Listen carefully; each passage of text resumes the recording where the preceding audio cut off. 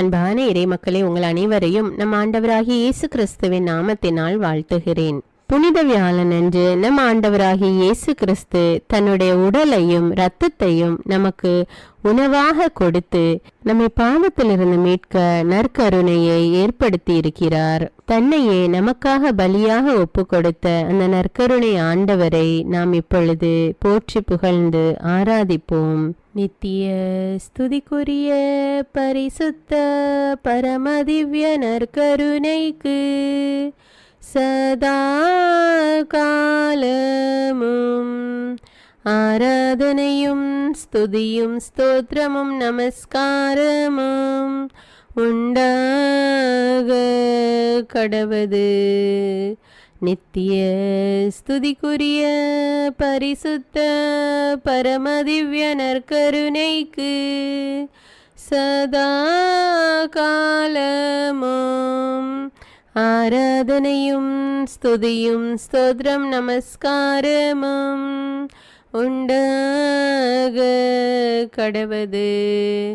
நித்திய ஸ்துதிக்குரிய பரிசுத்த பரமதிவ்ய நற்கருணைக்கு சதா காலமும் ஆராதனையும் ஸ்துதியும் ஸ்தோத்திரமும் நமஸ்காரமும் உண்டாக கடவது.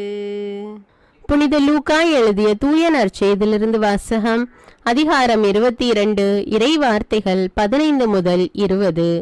இயேசு சீடர்களை நோக்கி, நான் துன்பங்கள் படுமுன் உங்களோடு இந்த பாஸ்கா விருந்தை உண்பதற்கு மிக மிக ஆவலாயிருந்தேன். ஏனெனில் இறையாட்சியில் இது நிறைவேறும் வரை இதை நான் உண்ணமாட்டேன் என்று உங்களுக்கு சொல்கிறேன் என்றார். பின்பு அவர் கிண்ணத்தை எடுத்து கடவுளுக்கு நன்றி செலுத்தி அவர்களிடம், இதை பெற்று உங்களுக்குள்ளே பகிர்ந்து கொள்ளுங்கள். ஏனெனில் இது முதல் இறையாட்சி வரும் வரை திராட்சை பழ ரசத்தை குடிப்பதில்லை என நான் உங்களுக்கு சொல்கிறேன் என்றார். பின்பு அவர் அப்பத்தை எடுத்து கடவுளுக்கு நன்றி செலுத்தி அதை பிட்டு அவர்களுக்கு கொடுத்து, இது உங்களுக்காக கொடுக்கப்படும் எனது உடல், எனது நினைவாக இவ்வாறு செய்யுங்கள் என்றார். அப்படியே உணவு அருந்திய பின்பு அவர் கிண்ணத்தை எடுத்து, இந்த கிண்ணம் உங்களுக்காக சிந்தப்படுகிற எனது இரத்தத்தால் நிலைப்படுத்தப்படும் புதிய உடன்படிக்கை என்றார்.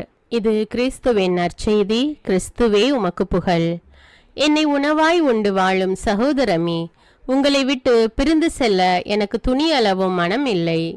உங்கள் உயிரோடு உடலோடு உணர்வோடு ஒன்றித்து